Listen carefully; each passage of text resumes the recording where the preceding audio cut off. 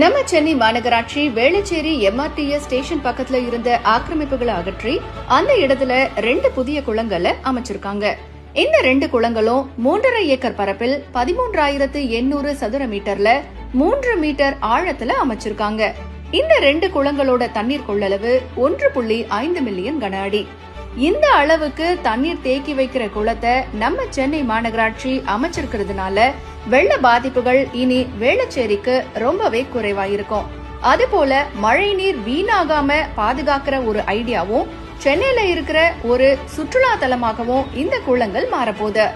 வேளச்சேரியில அமைஞ்சிருக்கிற முதல் குளத்தோட அளவு 1 ஏக்கர் பரப்புல 3,800 சதுர மீட்டர் விரிவோட 3 அடி ஆழத்தோட இருக்கு.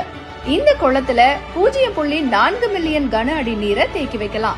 மற்றொரு குளத்தோட அளவு என்னன்னு பார்த்தா 2.5 ஏக்கர் பரப்புல 10,000 சதுர மீட்டர்